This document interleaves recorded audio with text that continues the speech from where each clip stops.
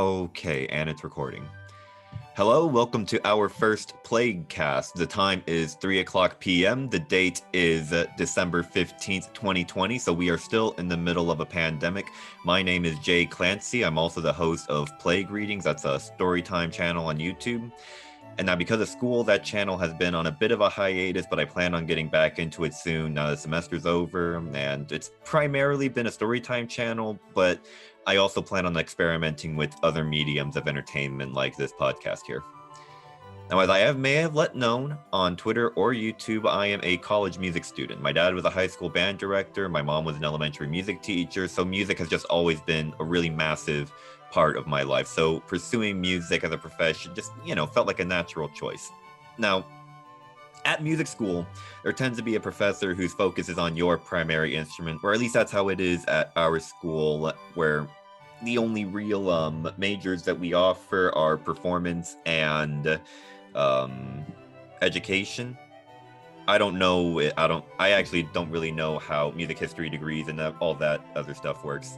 But here we've got an applied music teacher, and you will go to them for lessons, advice, professional guidance, musical guidance, all that good stuff.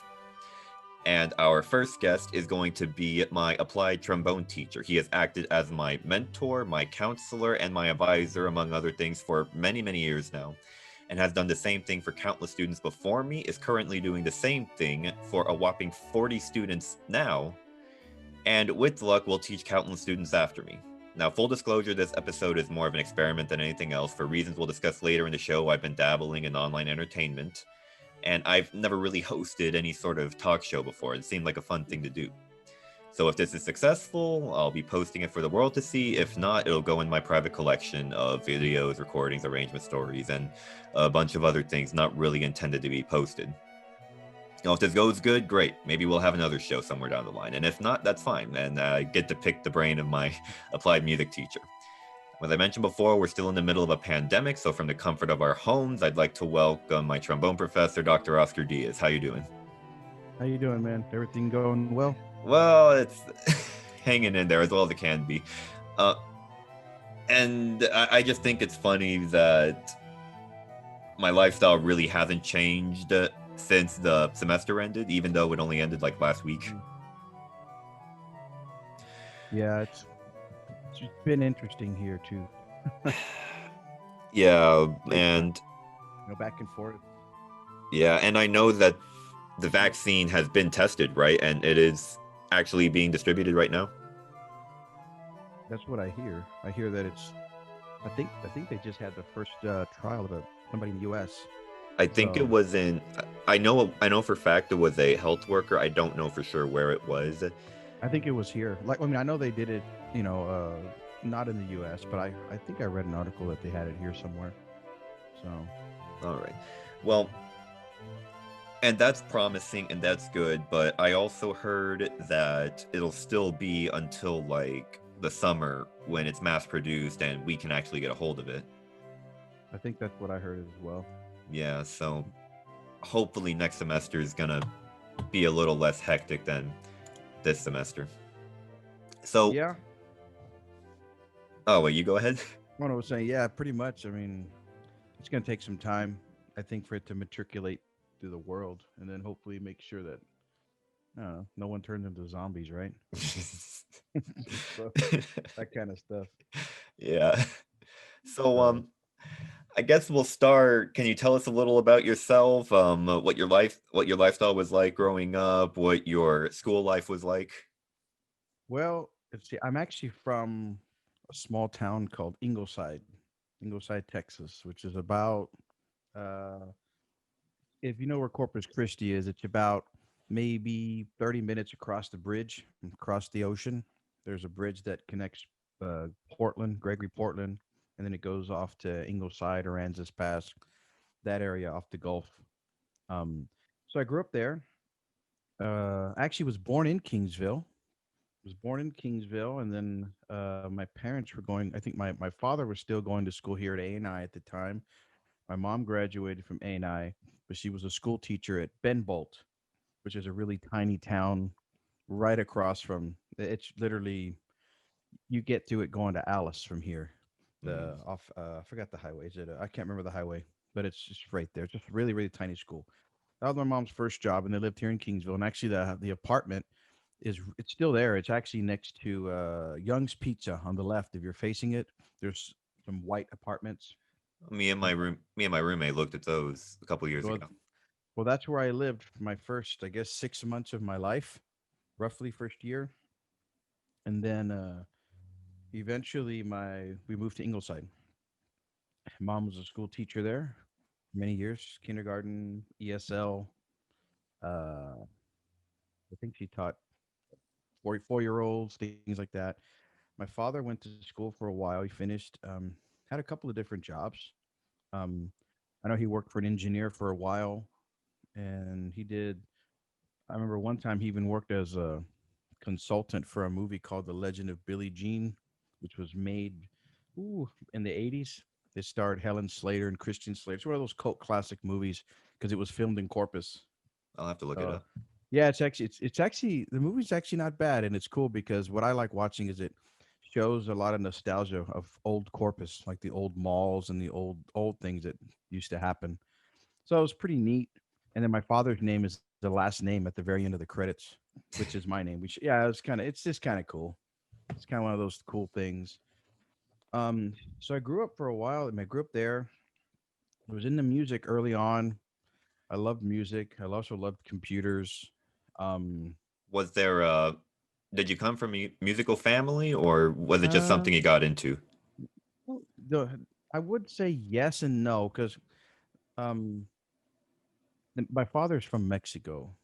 So basically, I would grow up in Laredo in New Mexico when I was a kid, and they would have these massive parties. And of course, I was little. The only thing I could remember was my grandfather singing in a trio, which basically it's uh, either basically it's either a duet or a trio. Basically, two or three guys they were playing guitars and they were singing, corridos, just songs with stories. They were singing all sorts of stuff, and they would just get together, have a good time, drink some tequila, cook some meat, that kind of stuff, and they would just sing, you know, and that's what I remember. I remember the meat, and I remember them singing, and playing with my cousins when I was little, because those parties were always held in Nuevo Laredo. Um, so I came from there. My dad was in the band; he played tuba. My mom did not do anything musical whatsoever, So I would say yes and no, just because of that. Not necessarily on like the educated front, getting a Right, degree in music not and like stuff. the professional. No, it was more like a just entertainment. It was, played by ear, that kind of thing. Was taught, passed down from way back when. Mhm. So I've seen pictures of my grandfather on a big maguey tree. Those or not maguey tree, maguey plant. Those big old plants where it looks like a big cactus, and that's where the tequila comes from. So there's actually a picture of him playing guitar on one of those big old trees. That's where the agave comes from. Yeah, that's where the agave. Yeah, all that good. Not too, well, I guess. Yeah, agave. So it was pretty. It's a pretty old picture. And I remember they had it redone in the family for my grandfather to have because he passed away some time ago. Probably about.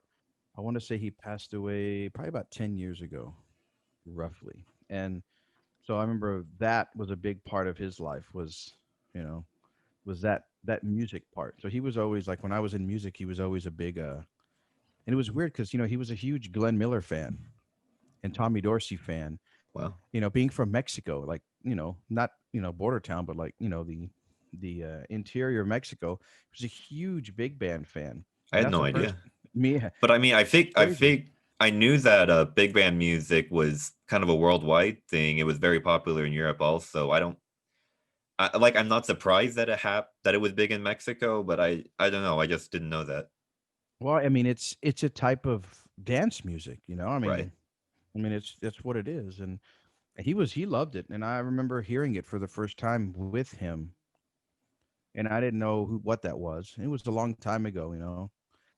So I mean, that's kind of how my first music, kind of came in, and I was really into big band and Glenn Miller and Tommy Dorsey, and I remember transcribing those solos at a really early age. Of course, after I started playing trombone later on, but we can get to that later on. But yeah, I mean, we could go on and on about kind of how it came to be, but I'll give you the Cliff Notes version, or I guess Spark Notes, or I don't know. Cliff Notes shows my age. So the Spark Notes, and then I don't know what other notes there are now, but It's Spark. The only one I know of is Spark Notes. okay, Spark Notes. But basically, I went to school, did all right. I was in sports some. Um, I was in sports, but music was the thing that I really, really, I knew I was going to do that. From about when So did you realize that that was what you were going to pursue? I was going through two different things. I think it was when I made All State Band in ninth grade is when that kind of hit it when I started playing in All State, like started playing with other musicians and being like, oh man, this is really nice. I don't have to wait on someone else to learn their part. Everyone has their part learned. That kind of thing. It was really fun. Um, and I was like, you know what, I really like this. And then I started to went through high school, was in baseball, was in soccer up until my ninth grade year because it stopped. I did football for a little bit. Um, and it was all fun. But this was really, really, really good. The music part. But I would actually play the Star Spangled Banner for the basketball team, and then for the baseball team, I'd play it at home plate with my uniform, put the horn away, and then get my glove. That kind of thing. I mean, it was just neat to be able to do that when I was in high school. Yeah. And then I guess from there, I mean, I was lucky enough to make all state band all 4 years in high school. Um, and I knew I was going to be a music ed major. I wanted to be a teacher. I was like, I'm Where going did to you be a go to high teacher. school again? Ingleside High School. So it was ATSSB, which means Right. Allstate doesn't count, right? Yeah. Well, that's what they told me. That's what they told me when I got here. They told me my 4 years of Allstate was equivalent to 1 year of TMEA. That's what they told me. So I'm like, all right, I'm sorry I had to. that's okay. You're not the only one. So, but I remember the cool thing about being in the ATSSB band was it was the very first band in existence for the ATSSB. And so that was kind of cool. I was like in some sort of an inaugural thing, and so it's cool. And I actually got money for making it 4 years. They gave me a one-time scholarship, Wow. pretty decent. Yeah, they gave me a check and everything. I mean, at there, I think it was either 1,000 or $2,000 for doing it. So I don't know. I don't remember And exactly. and this So was during like the late 80s? no, this was in 1995, my senior year in high school. Wow, You're I making didn't me like realize that. 50. You're making me like 50, bro. Well, I knew you were like 10 years younger than my dad, so Yeah, I'm 43. So yeah, it was 1995 when I graduated. So high school, and then I started college. And I was going to go to UT Austin. I'll never forget. I was going to. I had auditioned. Nah, and done. I love playing solos. That was my thing. Was I love solos, and I was going to go to UT Austin. I remember getting money. I remember got a little scholarship. Got a scholarship to go. Was set, and then last minute I was like, you know what? I think I want to go to Kingsville. Mom and dad went there. The band was good. I'm from a small town, and I was like, man, Austin's huge, and I was looking forward to it. I really wanted to do it. I goes, well, I don't think this is the right time for me to go to that big a school right now, but eventually I'll go sometime. I don't know when, but I'll go. This was way before I even thought about being a college teacher. right. And then ended up getting into Kingsville. They gave me a whopping $800 a year. Was this still ANI back in the day, or had they changed it to No, Tamuk already? it was Tamuk. It changed, I believe, in 1990. It was either 91 or 93 is when it changed to Tamuk, where the A&M system. I think the A&M system got them, and it was still ANI. And I think they changed their name in either 93 or 95. I cannot remember, but it's within that 4 or 5 year time frame. But I remember the uniforms we did have those said ANI on them still, Mm. even though it was already A&M system. But so I got in, went to school there for 4.5 years with Dr. Hageman, who's our mentor. Your jazz band director, my boss slash mentor. You know, and did some really nice things. It was fun. It's kind of neat to see how that school has changed a lot. It really has changed from whenever probably when your dad was there, Yeah. then when I was there, and then now that you're there. It's just one of these huge things. It's nice to see how things have changed. And so we're doing, I go through the years and I never liked to do competitions and stuff. I never really did any of that stuff, which I regret it. Now that's why I kind of push everyone to do those things because no matter what happens, it'll make you a better player, better whatever. I mean, Right. you know, We're talking about like ATF stuff, right? yeah, ITF, the International Trombone Association competitions, or any type of concerto competition, anything, any type of competition with your instrument, or it's going to help you grow regardless. It's that journey. Right. You know, My um, my dad told me that at Kingsville there used to be a really big mhm, concerto competition from yeah. like other colleges would come also. Oh yeah, it was huge. It was called the Young Artist Competition. It was huge. It was there actually when I was a student, and it was there my first year, first 2 years as a college teacher there. Right. And when did they do away with it? I think it was at my second year here. So has to be about 13, 12, 13 years ago. Because it's a lot. And it was a lot. It was like brass players. I mean, everybody, brass, piano, string, it was everybody. Because the prizes were huge. The prizes were huge. You win $8,000, 9,000, 10,000. I mean, it was huge, huge. People from all over the world would come, and Wow. yeah, they had big name judges come in, and it was a big thing. But it was a lot of work for that because the music club would hold it, and now the music club doesn't really do a whole lot anymore. Um, but they did a lot of stuff. I mean, it was, and I remember some of the Kingsville students would help too, and so it was, you know, there was all these different categories. They had a non-bowed category. That's where the that's where Woodwinds the or that's no, everybody. That's where the wind brass and instruments. percussion. Yeah, wind instruments, percussion, that kind of thing. Because they had piano, they had strings, then non-bowed. Yeah, it's crazy. So anyway, so they had that. We had that. Uh, anyway, so I mean, going through school, was in trombone choir, was in jazz band. I missed all the big things. I missed when the jazz band went to TME. I missed when the wind ensemble went. So I never got to experience those big performances until like a year later, Were or a year after when I was gone. Or and were you in all the top ensembles back in the day? Was the music program even big enough to have multiple yeah, ensembles? yeah. They had three jazz bands. They had two concert bands. So yeah, I was in the top jazz. I was in the top ensembles since I was a freshman. Um, I always practiced a lot. I wasn't the greatest sight reader, but I usually would play the music really, really well to compensate for the sight reading. And then I got my butt chewed out, and I eventually learned how to sight read.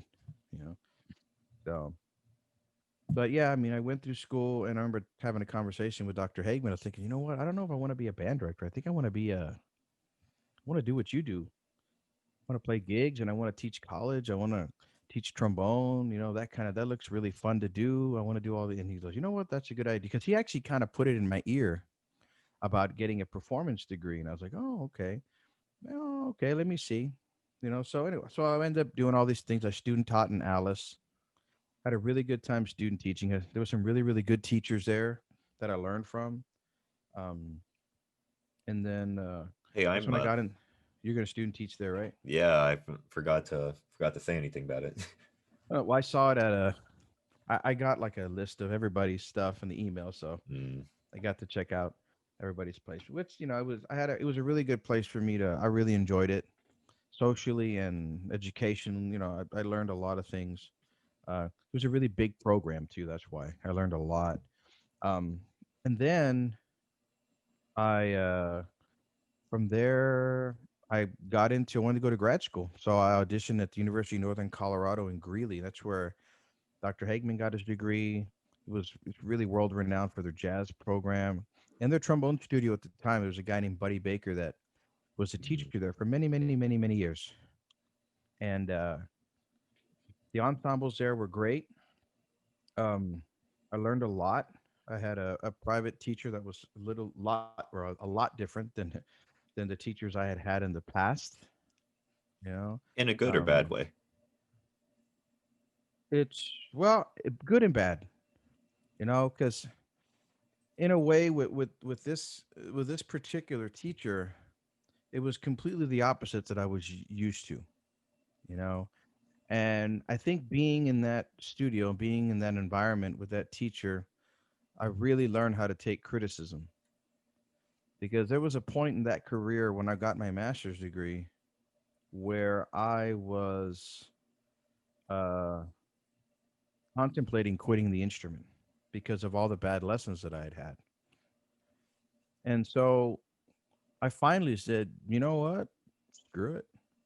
You know, like I'm going to do what I need to do and what I want to do. And not to be a prick or anything, but I just, I learned how to do certain things, you know, and, I also learned that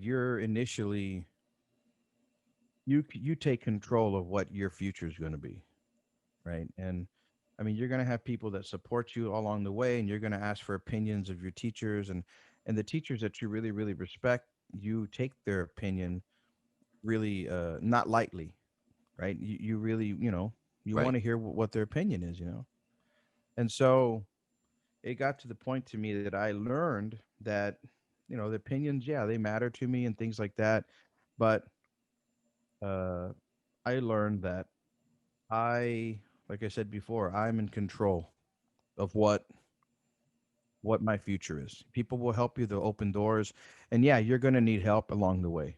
You will need help along the way. I'm not saying that, but you control it. Somebody can open the door and you can shut it.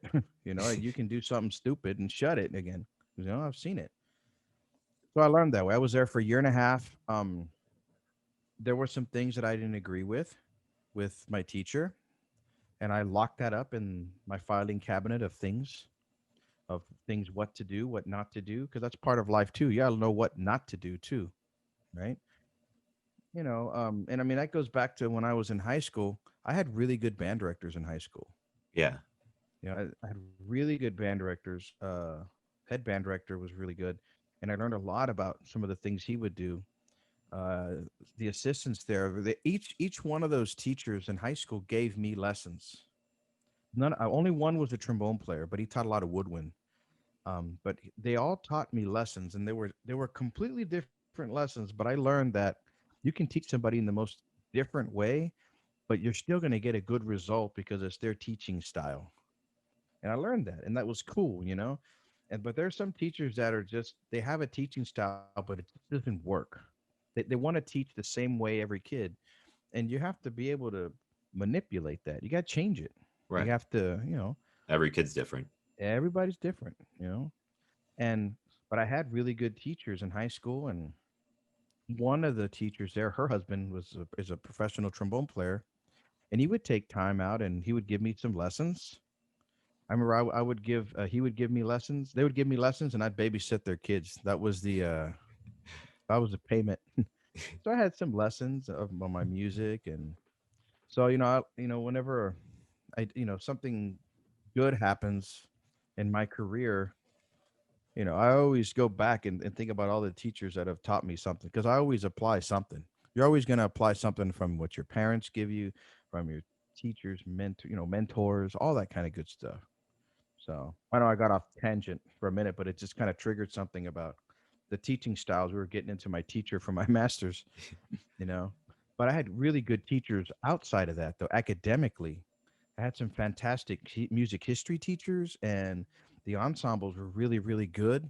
I got to do some cool things in Colorado. Plus, I was in Colorado. I mean, it was nice. It was different. I wanted to leave. I actually got my first real taste of racism in Colorado. That was interesting. More What than was that once. like? Oh, it Because was. because being Hispanic in South Texas, Yeah. It's it's kind like of hard. It's kind of hard to think about racism because everyone's right. Everyone's. Everybody's Hispanic or and some anyone sort who of isn't Hispanic. Hispanic is surrounded by it. So Right. It's different. But I've always thought about it's not basically because there's different people. If they're not Mexican, let's just say they're Anglos, right? And they're Right. down here. They're almost Mexican. It's like because they're everybody at school surrounds them, and you talk to them, And they and blend and they they blend get in into the because culture. they've been around it. You get somebody from up north, Michigan, or that's a whole nother ball game. It's just different. So it just depends on where you've been raised and all that kind of stuff.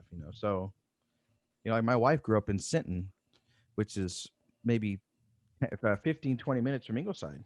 Same thing, widely Hispanic population. I think it's more of a farm town, but still.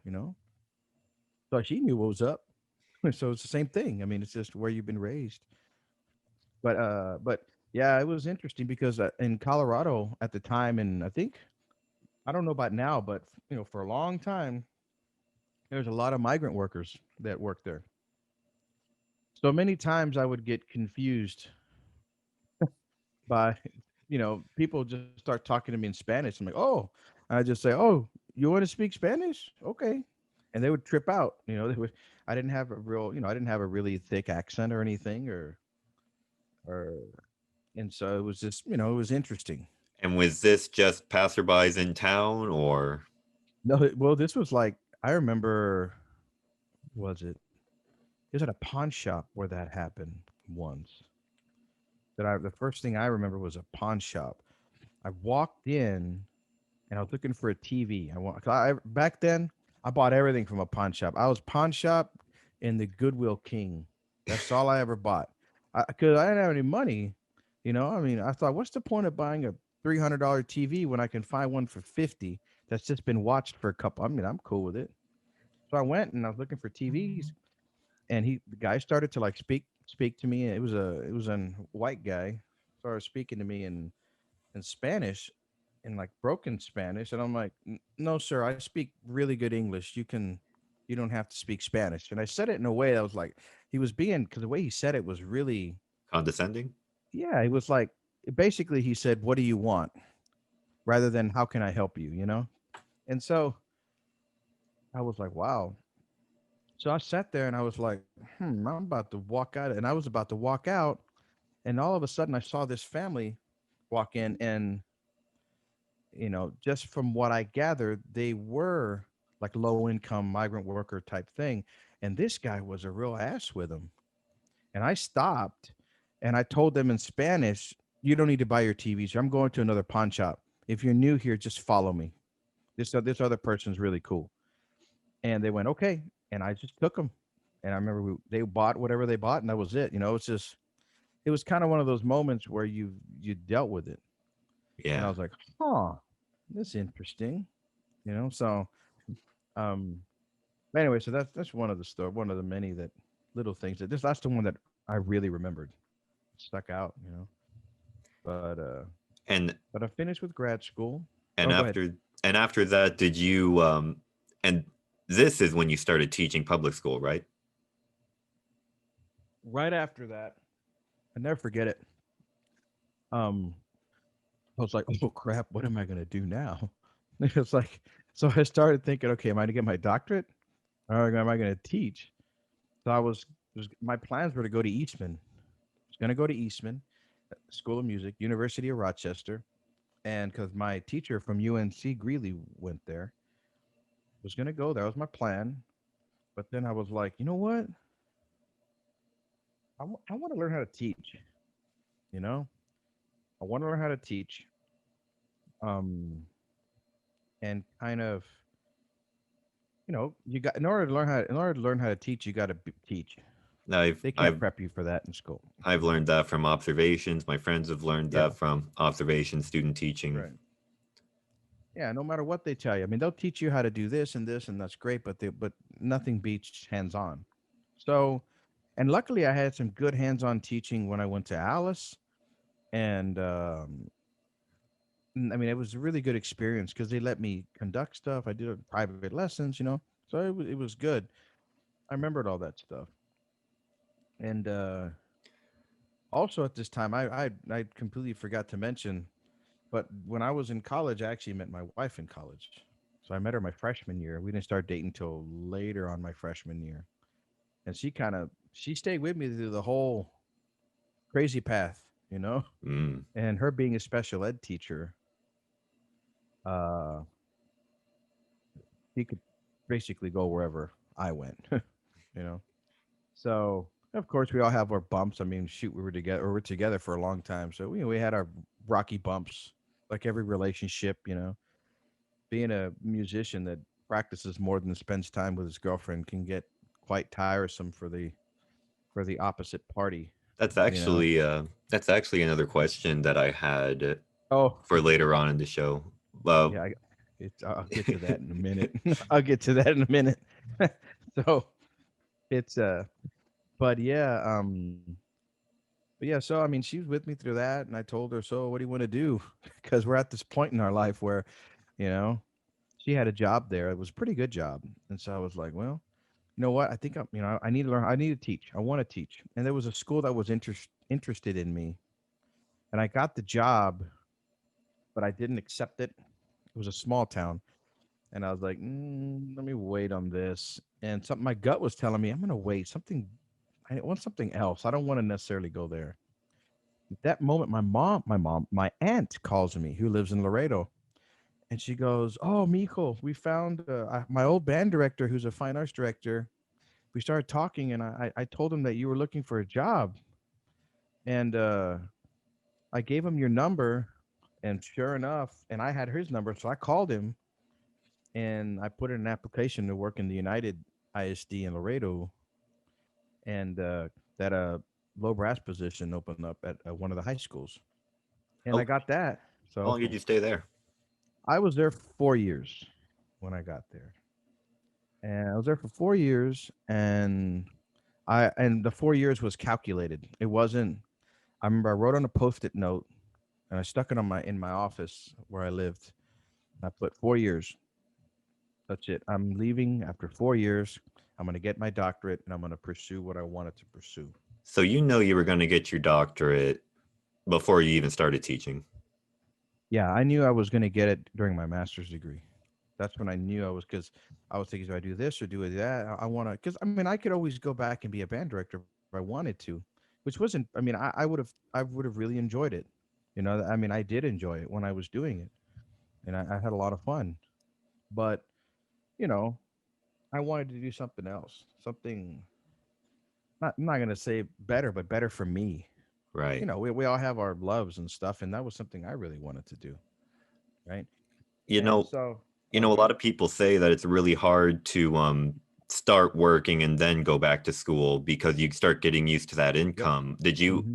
Did you have any problems? Did you have any problems in staying motivated to go get your doctorate while you were working?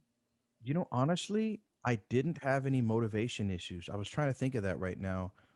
I was always like hardcore, you know, and you know, when everybody's asleep, I'm awake. That kind of person, you know. Yeah. So I would make the hours longer to be able to do, and I had fun with it. I was gigging. I learned how to play bass trombone at that time. I didn't touch a bass trombone until my when I started band directing, you know. So I mean, I just would just practice. I would practice. I'd get there in the morning at school, practice, listen to some students, teach all day, play with the beginners, you know, and then I'd either hit the gym at night or in the early in the morning, practice till about 1 a.m. And it was every day I would do it. Every single day I'd practice alto, tenor, and bass. It was just one of Wow. those things where I just did it because I wanted to get into UT Austin. That was my goal. I knew Austin was going to come back into play. Some of these, and UT Austin is one of the top schools for getting, you know, your doctorate degree. A lot of people are getting jobs, you know, college jobs. You know, it was either UNT, UT, Indiana, I think Florida State at the time. You know, for their doctorate degrees. You know, Right. and I mean, there's other great colleges too, but those are the ones that are kind of sticking out of all the resumes that I see. Since I'm on committees now, I get to see that stuff. You know, so I'm sitting there thinking, what am I going to do, right? And you know, after you know, I went through the 4 years, had a great time, got married during that time, and got into UT Austin. I got this great fellowship, paid for my school, I got money in my bank account. That fellowship, is still the one that it then gets. George gets, Josh got, another student of my, like a lot of my other students that have gone on have received that fellowship. So I didn't have to worry about school. I had money coming into my bank account without working. I would gig on the side. I would teach privately when I was there at UT, and I was a little scared about auditioning at UT because that was the only school for my doctorate, which I do not recommend anyone doing that. I have a couple schools, but I went in there. Yeah, I went in there with my alto tenor and my bass, and I remember playing. I was like, okay, I'm gonna play some excerpts, and I have some alto, I have some bass, I have some tenor, and I just went at it, and got in. I was fortunate enough to get in. Had a great time at UT. I really, I really, really loved trombone choir, but I really, really, really fell in love with trombone ensembles and trombone choir there at UT. It was a Yeah. big part of our schooling. That's when I started playing in the quartet with basically one classmate of mine from he went to Cure School in Kingsville, then he ended up going to UT Austin. Uh, got his master's and doctorate there, and now he's a college professor at A&M Corpus. So I mean, I already had buddies in the studio, so it was fun. Made some really really great friends there.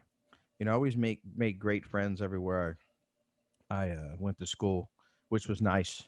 You know, um, but yeah, I mean, I started teaching adjunct when I was at UT. Started going to ITFs and all these kind of cool things, traveling. Um, Did but yeah, you I started. go Go ahead. when you were at Kingsville? Would you go to ITF, TMEA, all that, or did that not real, or did you not really get into all that until you got your doctorate? I went to TMEA. I would go to TMEA, but no one really did anything with ITF. Like the ITA, ITF, no one really did much with that. Um, it was the culture was a little bit different. It was a lot different because at the time Kingsville had a lot. Like one professor would do 4 or 5 things. Yeah. You know, and so it's kind of hard to kind of do a bunch of stuff. And I mean, like Dr. Hageman, he basically, I think when he left to get his doctorate, the past professor said they had to have 4 people take over his job. They Wow. had to have someone do chair, someone do the jazz band, someone teach trombone, and someone be the director of bands. Crazy, Dr. right? Hageman did all that back in the day. Yes, sir. And I think he even did more before I got there. When I was there, those were his 4 things when I was a student. I know he's taught mariachi. I know he's taught music history. I know he's taught it all. I Wow. mean, he's thing about him is once he teaches a class, he becomes an expert of what he's teaching. That is not an opinion. I mean, that is just something that that's what he does. And it's like that old saying, you can't teach what you don't know. Right. I mean, that's my philosophy. I'm not going to teach you crap if I don't know it. I mean, that's just stupid. So, but yeah, I mean, that's what it was. And so now as the program's gotten bigger in Kingsville, you have to hire more faculty. That's how the trombone position crew was created. When I was an adjunct for him, he'd called me as soon as I started to be a doctor, get my doctorate. Like, I need an adjunct. Can you come down once a week? I'm like, yes, sir. And I started out with like about 4 or 5 students. Then the following year, it became like half the studio. And the How big job was the opened up. studio back then? It was healthy. It was anywhere between. It was anywhere. Well, anywhere where we're at now. It's not normal. Yeah. Normally it's like 16 to 24 is what the number is what the ripe number is for a school. And right So now we're beginning to get close to double that. yeah, we're getting close to double. Um, but yeah, that's I mean when Dr. Hagen was here, I mean he was the teacher when I was teaching adjunct.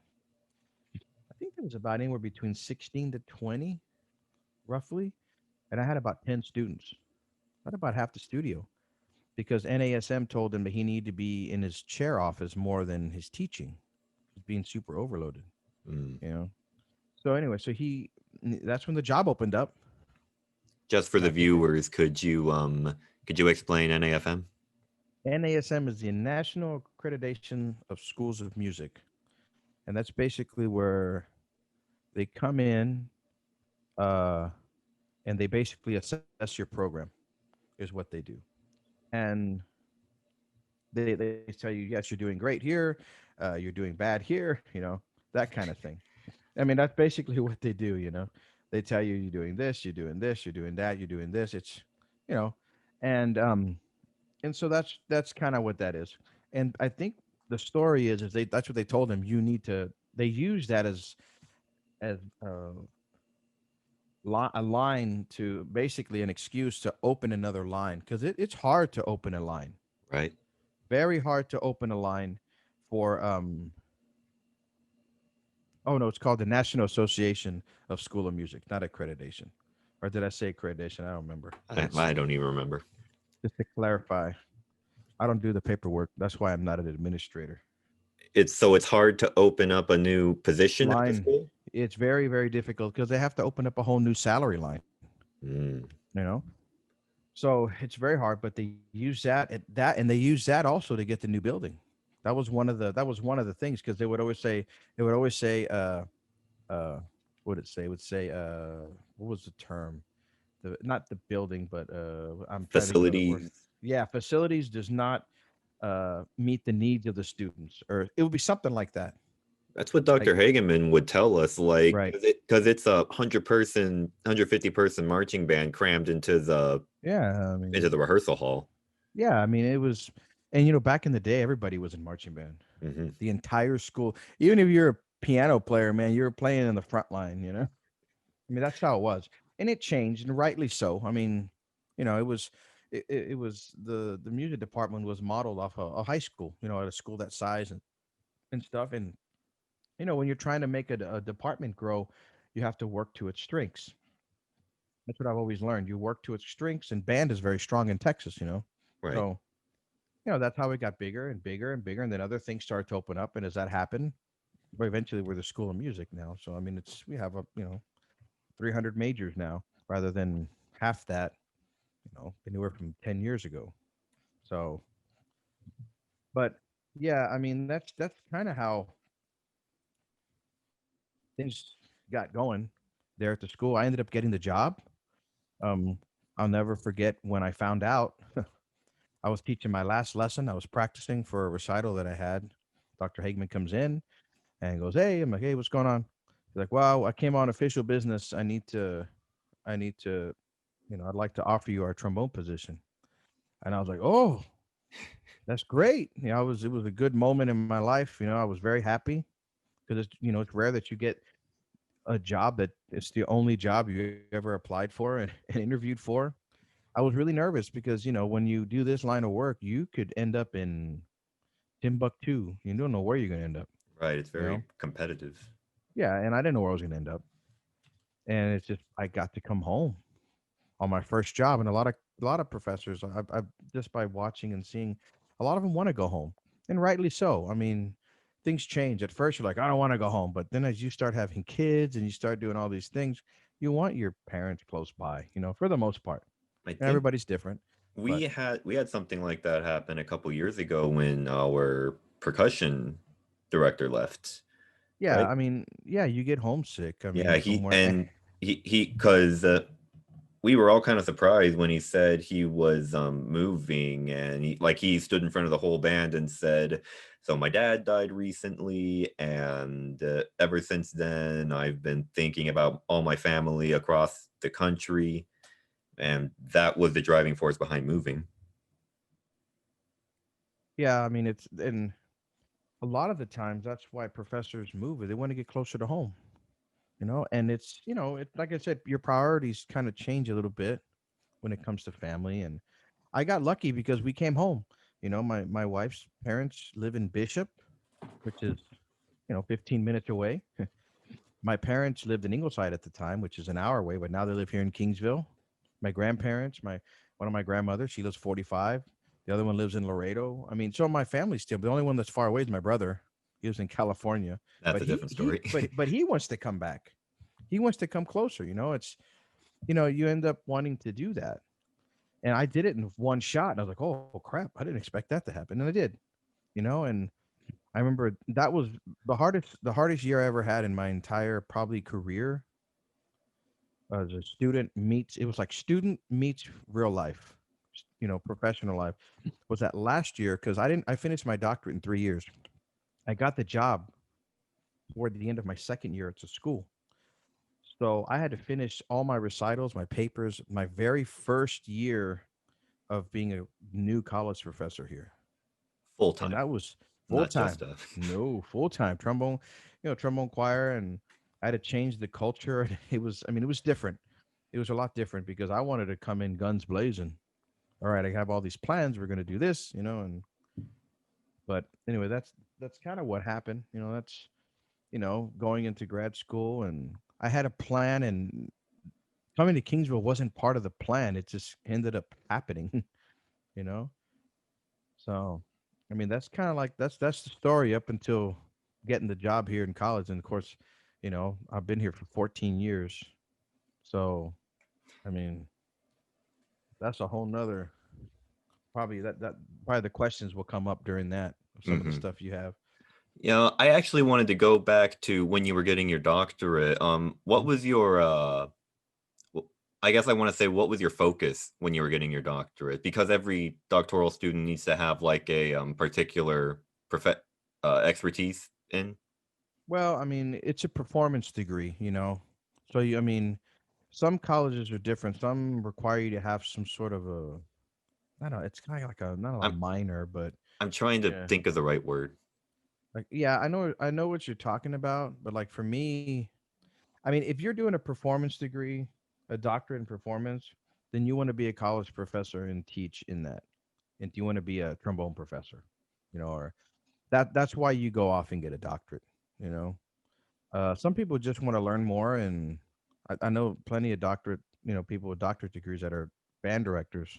They just want to keep playing. They want to keep learning more, that kind of thing.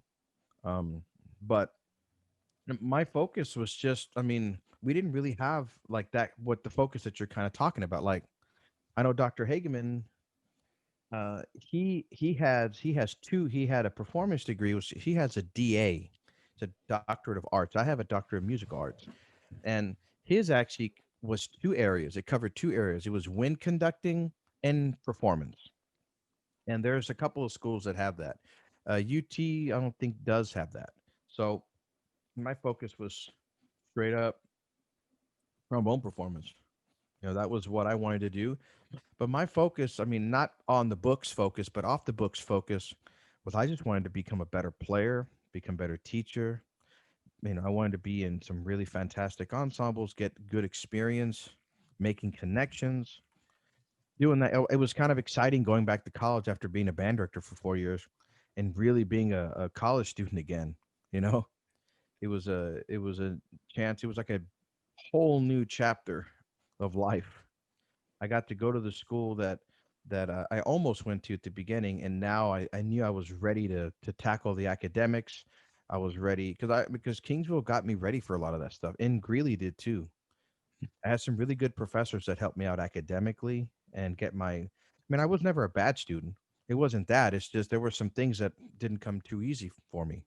You know, Right. like theory was one of those things, man. Theory was one. Writing, I wasn't a very good writer. You know, so I learned how to do that. I'm still not great, but I'm way better than I used to be. So and you need to learn how to write because you're going to be writing. I've already written some articles. I've written some things for the ITA journal, and of course I'm not dumb, and I give them to academic scholars that look over my paper, and I go, please feel free to kill my paper. I'm okay with it. And you know that's the thing. I mean, you always got to be. You got to know what you're good at, know what you're not good at, and ask for help. That's what Yeah. I do. Try to get better, of course, but ask for help. Um, Now, but yeah. Oh, go ahead. now you can go on. Well, no, I was just gonna reiterate, but I forgot what I was gonna say. Go ahead. So, yeah, pretty much everything else I was wanting to ask you pertains to the past 14 years when you actually started teaching college. You said that you had to change the culture when you first got here. Could you talk a little more about that? Well, it wasn't a bad culture at all. I mean, it wasn't bad at all by any means. It just went back to the fact that the college was different because there were so many different, you know, professors would be doing more than one thing. They would wear so many hats. They'd wear so many hats, and so they'd be doing all these different things. You know, like my boss, like I said, he was the director of bands. You imagine being the marching band, concert band director, trombone professor, and the director of the jazz studies. You imagine that? It's a busy day. Those are busy years. And so it's hard to do kind of the things that I do when you're and the chair of music. Forgot about that one, which is like the main thing, right? And he's So he's doing all these classes and he's stuck with the paperwork. yeah, and so and not to mention he used to arrange all the marching shows. Like he used to write all the music, right? Right. So I mean, so not that things suffered. It's just there was only so much time, and he did well with every single part of it. And I know that his goal was everything. Not just in the trombone world, but in the trombone job, but in the entire school or the department. The more faculty he added, the better it's going to get because then they become they divert their energies into that one thing, right? Right. And so that's what happened. So the So trombone players here at the time just weren't used to having a dedicated trombone professor. I didn't hear the last question. My earphones did something weird. Say that again. Okay, so it's not that they had a bad culture or anything. It's just that the trombone students back at the time weren't used to having a dedicated trombone professor who had Well, I mean, time to who had time to put together a lot of bigger things. yeah, it wasn't that he wasn't dedicated. It's just there wasn't enough hours in the day. Well, yeah, but I mean like Yeah. solely dedicated to. Yeah. No, yeah, I get you. Yeah, it wasn't his main focus because he had to focus on so many other things, and rightly so. Big picture.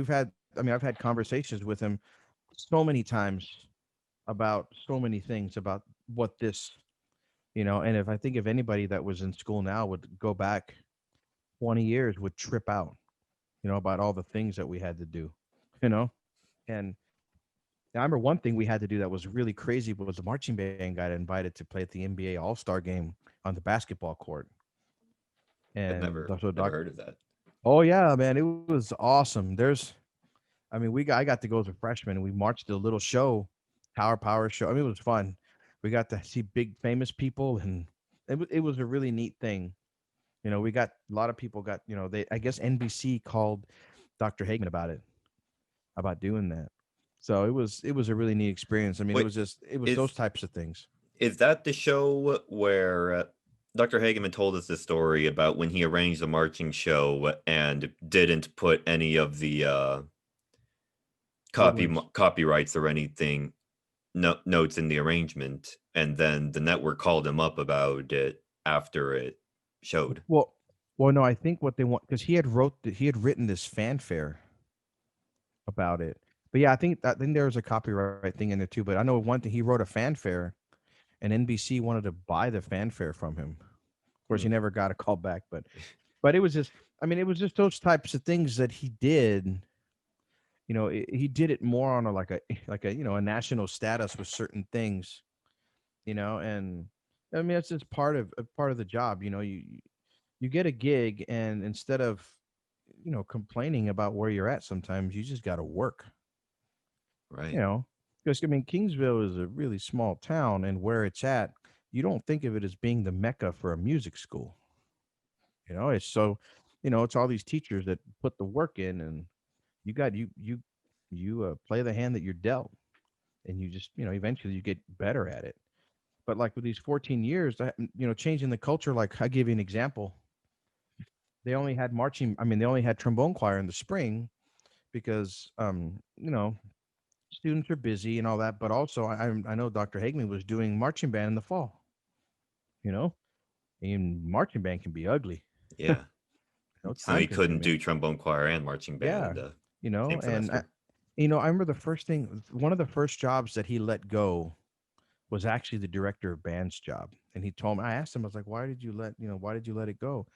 And he's very humble, and he said, because I was not doing the wind ensemble justice. We need someone in here that is a wind ensemble director that is keeping up with the times and moving up with this and doing that and doing that. And that's what ended up happening. We ended up getting another director of bands position, and they opened up a line, you know, and then eventually happened with a trombone after that. But one thing he told me is like, I'll never give up my jazz band. That's what he told me. He told me I won't. That to me, I think is his real love, because I will not give up my jazz band. You know, so but eventually I had to pull some teeth and like, what, trombone choir, and they just had to go with me, and eventually, it worked. Had a really good freshman class that played really well, and I think it might have scared a little bit of the undergrads, the older, the old upperclassmen, and yeah, there was about a good, good 5 or 6 that came in that were pretty good. I didn't recruit them. Dr. Hagman did. It was my first year, and then I just kind of just I would use trombone choir, you know, as a recruiter.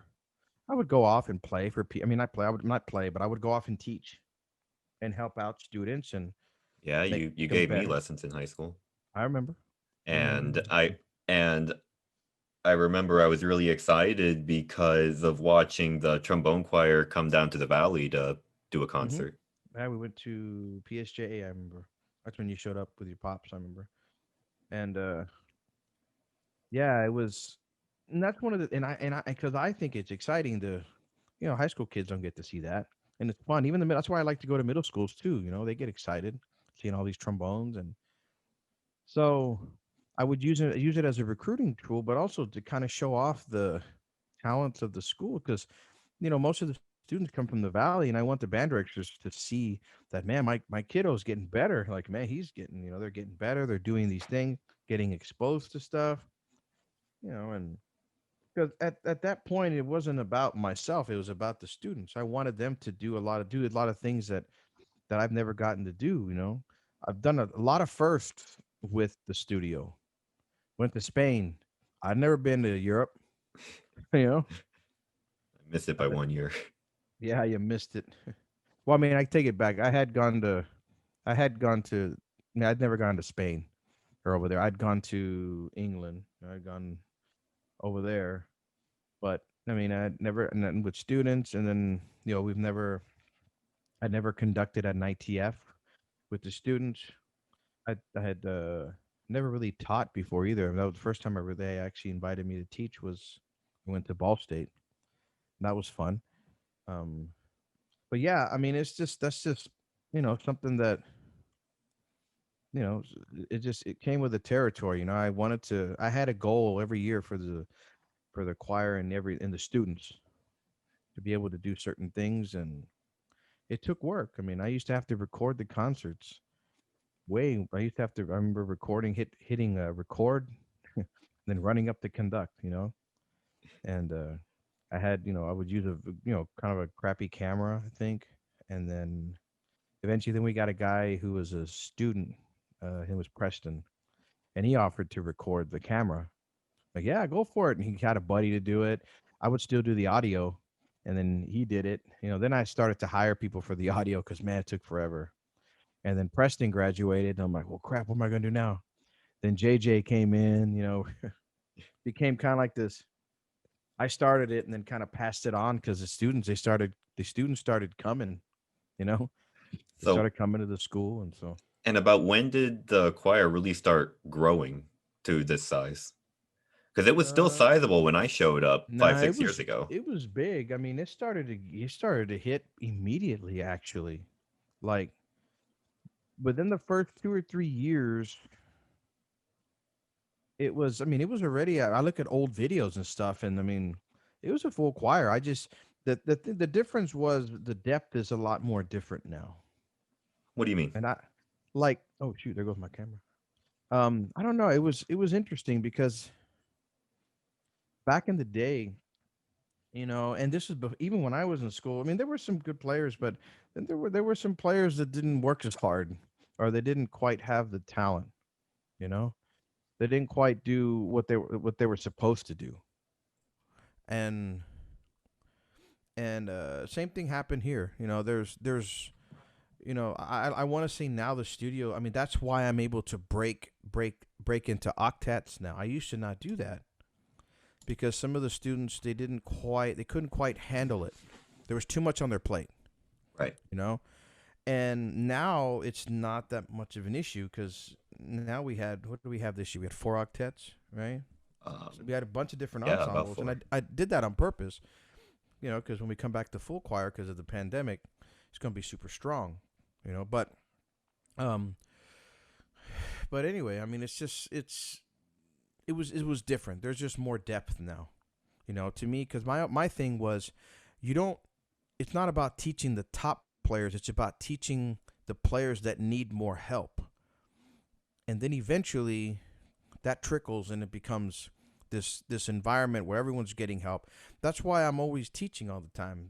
It's kind of kicking me in the butt now, but all the students to study with adjuncts, I'm open on Fridays for people to come in, and some students take advantage of it and some don't, and I want them to, so I can, one, I want to make sure that I still love them and I didn't kick them to the curb. I want to hear them play.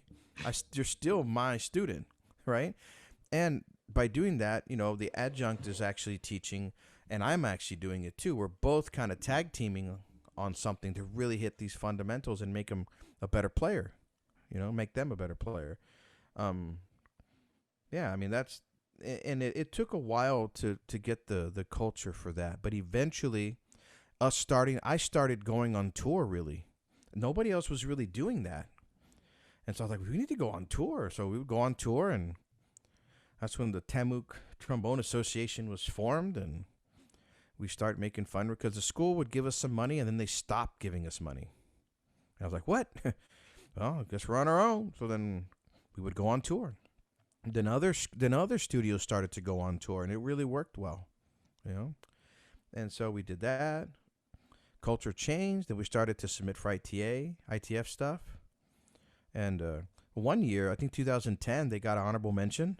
It's a really, really clean recording of some stuff. I was really, really happy with that, And we just, started to do competitions, and that's why I work so hard on the recording. Because another reason why I do those recordings with the trombone choir is because I want a lot of people to be incorporated in this, not just 8. I want more people to be, because the experience is cool recording. You've recorded for ITF. Every mistake you're like, damn. Mm-hmm. It's actually a little more nerve wracking. Yeah. I think I was more nervous recording for contests than I was on my senior recital. Yeah, I mean, it's because it's there. You're recording, and you're like, oh man, you want to get that perfect recording, and it's very hard to do that, especially when you're doing it in one take, because those are the rules, But and that's kind of how it is. It's just kind of grown. The students help me more. They understand. I think they understand what I'm trying to do and what I want people to, what the goal is. Because, people always ask me for advice about, I did a little college professor thing over the pandemic on Zoom. Some college professors chimed in and asked questions. And, I asked them, and they asked me some things on how I do all these things, and I didn't really realize. To me, at the time, I didn't think it was that big a deal because I'm doing my job. That's just how I look at it. But by the time I realized we're doing all these things, there's some really good things, and people are starting to recognize the studio. It's like, oh shit, it's a big deal of what we're doing, Yeah. And I guess I didn't realize it because I think of it as like, hey, I'm going to work, and you're either with me or you're not going to work, and it's going to hurt you when you become a teacher. And it's nice to see all the people that graduate. They got great students. They're making their students are doing really well. They're making first chair in the region. They're making state, a lot of these guys, And some of the students we have now their teachers were my students. Mm-hmm. So it was really cool to see that. Really good players too. And so, that's that's kind of how it is. And they asked me, what do you do? And I go, this is how I think about it. I think of two things. One, I call it gas. And they're like, gas? What's gas? And I go, it's basically give a shit. That's it. If you do that, then you're gonna be all right. And they all looked at me. I'm like, you can say gack if you want, give a crap if you don't want to, but gas just sounds better, you know, that. And the other thing I actually learned from Dr. Hageman, he told me, if you take care of your students, then your career is going to take off for you. And I didn't realize that until maybe just a couple of years ago. I got tenure and all that kind of stuff, and you know, and I know that's I'm happy, but I mean, it's kind of like that's the stuff you're supposed to do. For me, it's I want to do that. Right. It's kind of like when I cook a brisket. Every slice you get on a piece of brisket should have the same. It's kind of like Franklin's way. Should have the same salt, tenderness, texture, taste. That's how I think the studio should be. When the host, when you've come through the studio at this school, it should be, you should have, gotten the same experiences or close to the same experiences, the same love, the same, what I'm teaching, all that kind of stuff. If you go through the studio, that's what I try to do, So, it's, and another thing too is like every time we have people come to the studio. We have guest artists. They always freak out. They always trip out. Of course, the big test was last year when Alessi came. That was a big test. And I was like, oh, here we go. Big Papa's coming. Be ready. And what did Alessi say? He was. I mean, he was tripping. I think, but I mean, he said. I mean, he was just like really. I mean, you were there. I mean, you saw that.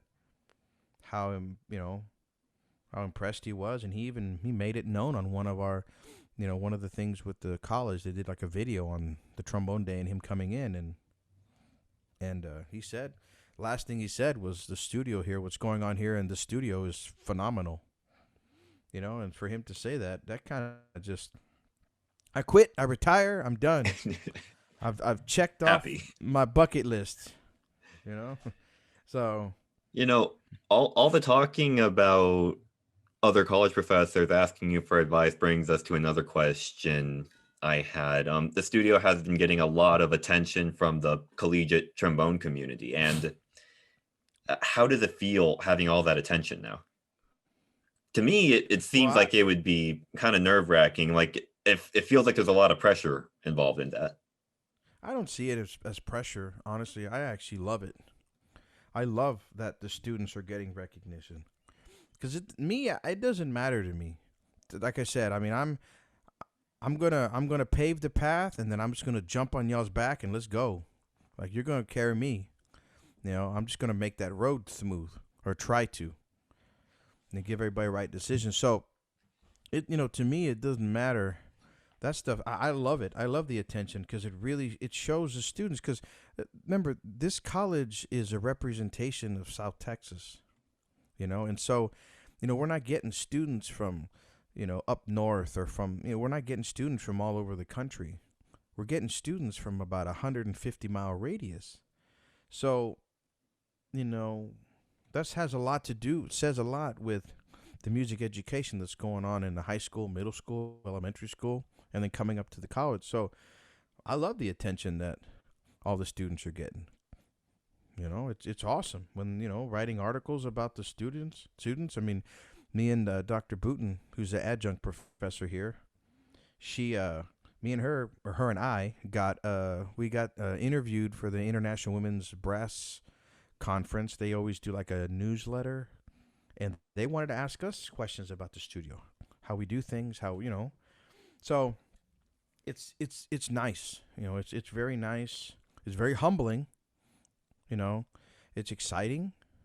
I mean, and especially when Mr. Alessi was down, and that was exciting. That was exciting. That was one of those things where you'll never forget it.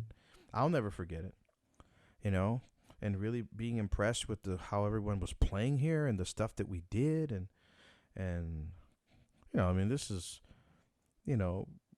probably, I mean, if you mention Joe Alessi to somebody else, they know, isn't he that trombone player? Somebody doesn't really know about, it's like something like that, Yeah. And so It's just it was surreal to have him here at the house, have him at down for he was here from Wednesday to Sunday.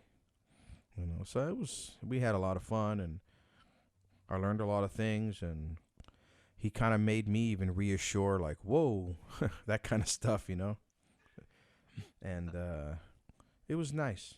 I mean, it was nice, and but then the pandemic hit, and I was like, damn, I was going to use that as momentum to shoot us into the new year. We were you know, really lucky that that all the shutdowns happened after Alessi yeah, came. yeah, it was the last performance he did. Last performance he did. Now, you said you don't feel a lot of pressure or stress or anything being looked at by college professors, but a lot of students look up to you regularly. Is there any kind of pressure involved in that? Well, that's a little bit different, because sometimes when they come up to me, it's, when one of the things I always bring up is like when you have a school that's mainly undergrads, that's a huge, huge thing for students because that can really, really shape your life in a good way or a bad way. I mean, I think about if I didn't come to Kingsville, I wouldn't have met my wife. I wouldn't have the kids that I have right now, right? You Right. know, and I wouldn't probably be here talking to you right now. I might not even be your teacher right now, you know? And so that has a huge impact. So when a student chooses Kingsville, the school where I'm at, for their undergrad, I really take it to heart. That means that they chose this school. They're paying money to come to this school to be taught and to be shaped in another way, in a good way, you know? And so that's why I really take it to heart, and that's why I put a lot of work into it, because that means they're trusting me and trusting the system, And now that I have Dr. Booten, she's on the same page as I am. She's on the same page, and we talk about students a lot and how to do this, and okay, that you're going to teach these students because I think you teach this really well, and they're lacking in this area, and I want you to really attack that weakness, and things like that. And it's almost like a football team too, like I'm trying to make everybody successful and attack their weaknesses, make their all that kind of stuff stronger. But that's my job. My job is to make get them on the right path, because this is not the end of their education. This is just a jump start, and that can be very, very detrimental to what they're going to do. But they will know if music is what they're going to do or it's not, because I have had many change their major, and rightly so. They made the right choice. A lot of them make the right choice, you know. But then some come back, which is good too. They have to figure out. One thing I learned about students is they got to figure out their own path. They really have to figure that stuff out. You know, so but yeah, that's pretty much what I got about that one. It's a hard question, but that's why I do what I do. Kind of going in the same topic, another thing that people say is really different about our studio from others is how like tightly connected everyone is together. How would you I guess what do you attribute that culture to? How do you keep the students so connected? How do you stay so connected with the students? How do you keep the culture so positive between the students? I don't know. That's another hard one. It goes back to that whole gas thing. You know, if you care about the students, not just what they're doing, because not just what they're doing at school, but a lot of the times when outside of school is not happening, what's not happening, then school's not happening. You know, I mean, if you have something bad happen to you, either a bad breakup or something with your family or your mind isn't right, that's going to affect your playing and it's going to affect your schoolwork, you know? And a lot of students, they come for me for advice, and I have to be careful because sometimes it borders on counselor advice, Which and I'm not equipped for that. I ain't equipped for that one. And I've actually told some students to go seek some help because of that. I don't want to stare them. I just base some of their problems off the stuff that I've had and try to guide them through certain things, and help them. Um, but yeah, it's just, you know, the reason why, and also I can feel the vibe from the studio. I can feel when they're getting stressed, and sometimes that's when I'll throw a barbecue. Of course, we couldn't do anything this semester, but you know things like that. And I like for everyone to be together. We play together. It's like a team. I mean it like I said, it's like a football team. It's like a soccer team, but any team. If the team gels, then individually you will shine. Your playing will shine. You become better. It's you're happy, and so you do happy work. It's Right, not and just it's not all for one and one for all. That stuff doesn't happen. It no that I've never seen someone successful when it was just them being selfish all the time, and you can't do that. I'm not a I'm and maybe I don't know, maybe there are people like that, but I'm not like that. So all right. Now, if you could tell your students anything right now, we've talked a lot about your professional life, how you approach your students. If you could say anything to all your students right now, what would it be? well, just take time. Of course, do your job well. Care about the students. But if you do have a family, don't take it for granted. You know, there will be some sacrifices that has to be made. Sometimes I know it's very hard to balance everything, and I always tell students the key to life is balance. It's like playing your instrument. You have to have the right balance of air with the right balance of buzz, and right there's all these balance issues you have to have. Uh, Sometimes the balance is completely skewed. That happens sometimes, specifically whenever you have, uh, like me doing trombone choir in the evenings. And I have to leave a little bit earlier because I have to open the doors. I can't get there a little bit before 8. And that takes time away from the kids. So That's but the the. That, you know, oh, I'm sorry. We'll get back to that. well, I'm just saying that's a big thing to do. And as a father, and they're at that age where they need me more for stuff. They're doing sports. Xavier's in band. Xander's doing all these other things. And so then, and actually in this pandemic, I'm not having any gigs, but it's actually been quite nice to be with them more. And I don't think they were used to it. When I started doing trombone choir again with y'all at night, they're like, "Where are you going?" Trombone choir. Really? I'm like, "Yeah, that's how it was before." It's like, "Well, we're just so used to you being here." I'm like, well, "I'm gonna be back." It's like, but it's just that's how those things were. And so it was hard. I mean, I'm not gonna. There is no perfect solution. There's no equation for this, you know. But when you are at home and you're not doing anything, spend time with your family. Do stuff with them. You know, you can get burnout. It's super easy to get a burnout. I'm not gonna lie. There are some times where I'm like, dang, I'm really putting some hours in. And the trick is students don't see it because I can hide it really well. I've been used to it, you know, and I and guess that's okay. I guess that's an important job to have in your position. Yeah, I don't want them to see Important that. skill to have. Yeah, I don't want them to ever see when I'm burned out because I can go 100 miles an hour and just go. I've seen, people have told me before, how do you go 100 miles an hour? Like, I don't know. I just do it. It's not done yet. My brain's going, you know, it ain't done yet. If I have this big studio, then I got to take care of it. You can't just let some of them fall off the wayside. But yeah, I mean, it's very important about to keep your, physical health, your spiritual health, all that kind of stuff. You can't teach a student if you're empty. It's hard to do that.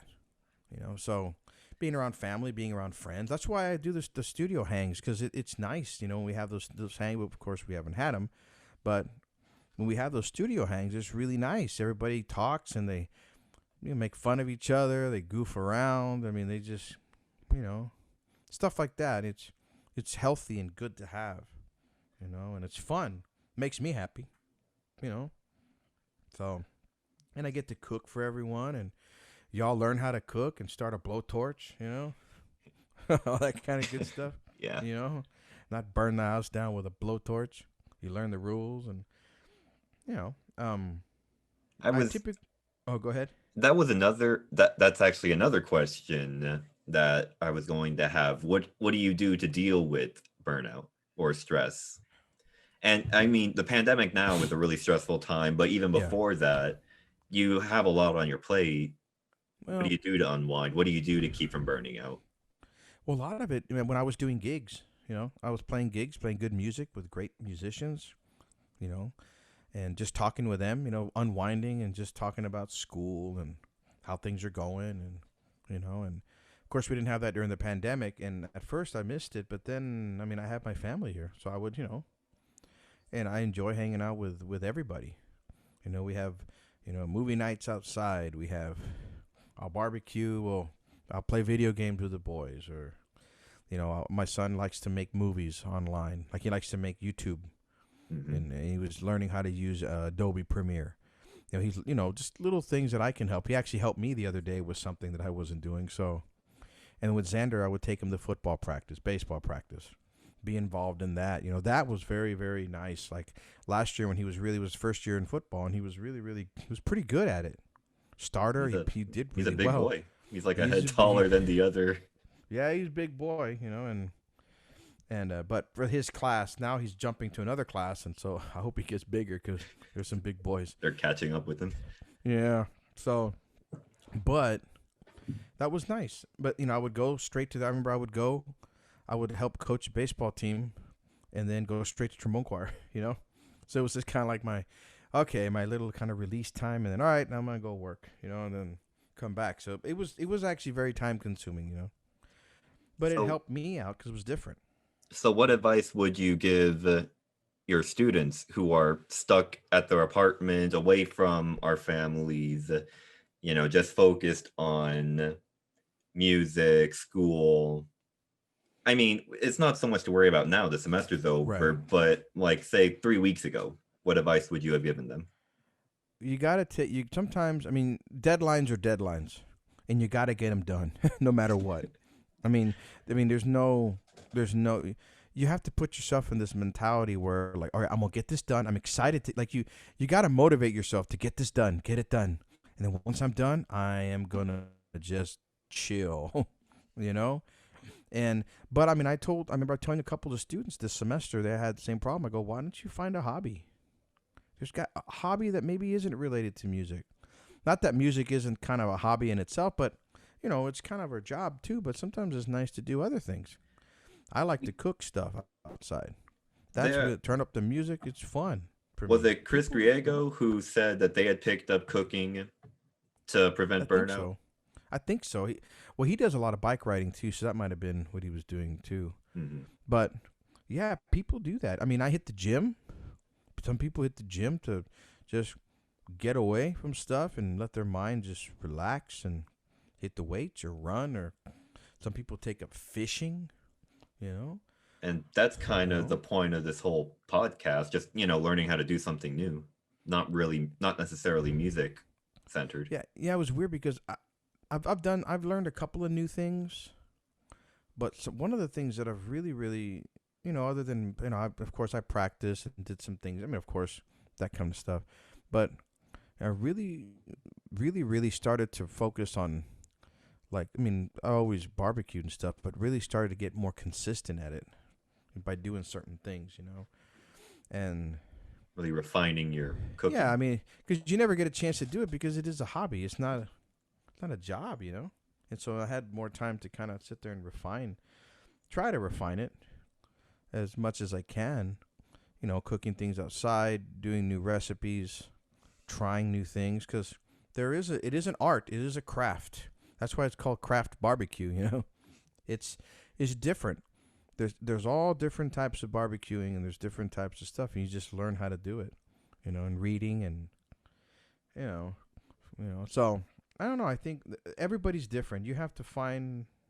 I mean, like right now, you're a musician, but you're doing the podcast, Yeah. and I mean that's you got to find something that's gonna help you, and something that's fun to you, and people do that a lot, you know, Or some people just love to be with their family and their kids, and that's their thing. Or some people's like, okay, I need some time away from y'all, which is very true too. And you're not a bad parent if you say that, you know. You do need some time away from your kiddos. That's why you got grandparents, right? Right. So you go on a date with your wife, or you just quiet time. Hell, sometimes going on a date is going to HEB. You know, that's what happens sometimes, and that's all right too. You know. So, You but yeah, I mean, it's just interesting. So one thing we've learned so far from this podcast is that you're a family man. You're really family is very important to you. And somewhere at the beginning of the podcast, you were talking about how sometimes it's difficult when your girlfriend is also your trombone. Could you talk a little bit about that? How hard is it to blend together your family life and your professional life, or how hard was it back then to blend your personal life with your professional life? Well, right now it's not that big a deal. Like the family is pretty much used to me practicing at all hours of the night. I'll be hitting the horn till 3 a.m. and everybody be asleep. Like that's just how it's been since I've had the boys. We've had the boys, and now it wasn't the same thing when me and my wife started dating. You know, she didn't quite understand how much practicing went into this, right? That Joey had And a Yeah, didn't Joey have a similar issue? He had to break up with the girl because I'm not sure. I mean, I wouldn't doubt it. It happens to a lot of musicians. That's why a lot of musicians date musicians. they Or understand the because they understand that concept. And it's because we have homework and then we have to practice. It's like the practicing thing is part of our eating. You're supposed to only take the days off that you need to eat of practicing, right? Mhm. So, I mean, it's like you never take a day off, right? So, it's just that's something that I had to do, and I had to discipline myself, and I was never not a practicer. I was never. I mean, going to college parties, I'd practice my horn and then go to a college party, and things like that. And I remember I had arguments, but then eventually she got used to it and she understood and she knew that was what it was. It was I was being serious and that's it. It didn't take that long, but it was tough at the first maybe year we were Yeah. dating, or maybe a little longer. But I mean, she understood and she studied too. I mean, she wasn't a party animal or anything, so she understood that concept pretty quick. Hard work.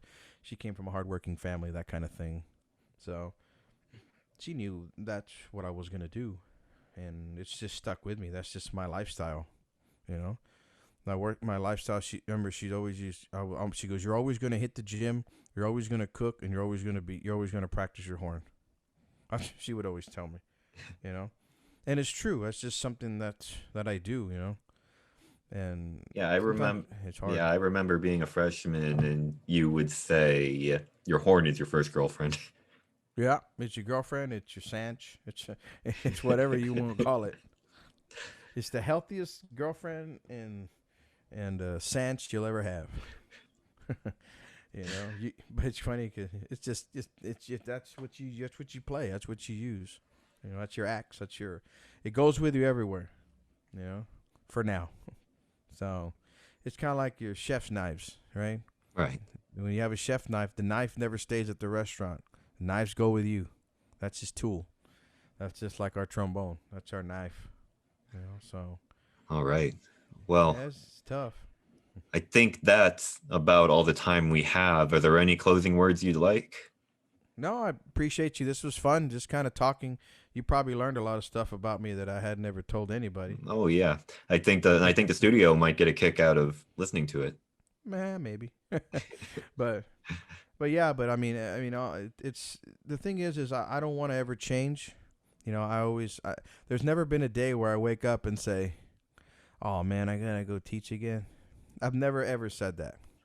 You know, and I hope there never is. They say that it will happen someday, but I don't want it to happen because, I do miss the students. I missed them a lot this semester Right. because I didn't get to see everybody at once, and then the one time we all got together, I had to be quarantined, so that sucked. It was my idea, and then all of a sudden, oh man. But that's okay. I think everybody, Quarantines quarantines messed a lot of things up for. yeah, yeah, they sure did. So, but I'm glad that I mean, it looked like everyone had fun, and I'd maybe do it again, and maybe do some things different. Maybe next time I'll just take the pit over there, and while we play it, the brisket will finish cooking. I don't know. Who knows, man? But yeah, I mean, just like I told everybody about this semester, this pandemic. Just it'll pass. This is not a normal semester or year. It's gonna pass, and nothing's gonna be quite the same, but it's gonna be better than it was. What do you think's gonna? What do you? That's another big question for a lot of us. What do you think's gonna change after this? I think people are gonna have to. I think some people are gonna continue to wear masks. Probably the more the sicker people. Hmm. I mean, I've seen people. I've seen people that have cancer wear masks even before the pandemic hit. You know, Right.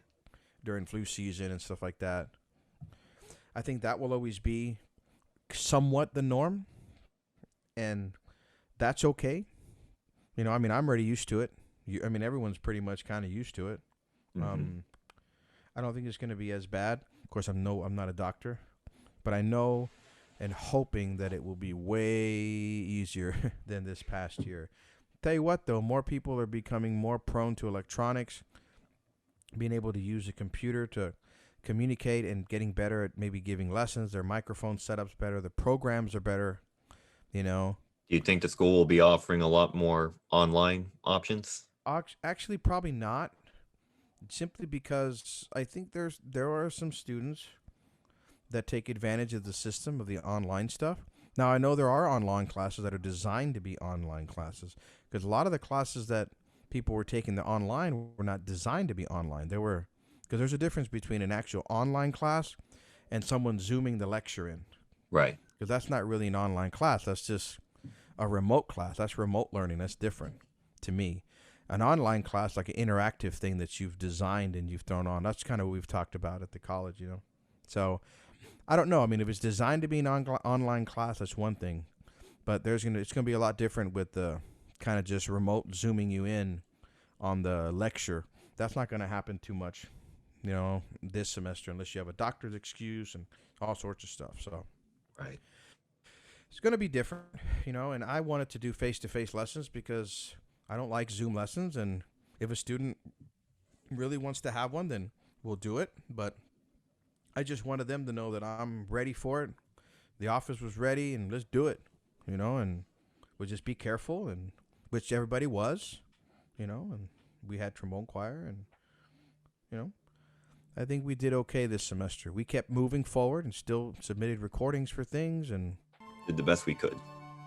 yeah, we did the best we could for the time, and I wanted to still give everyone a good experience for this semester because we lost half of last semester and got this semester, and so that's just kind of how it goes.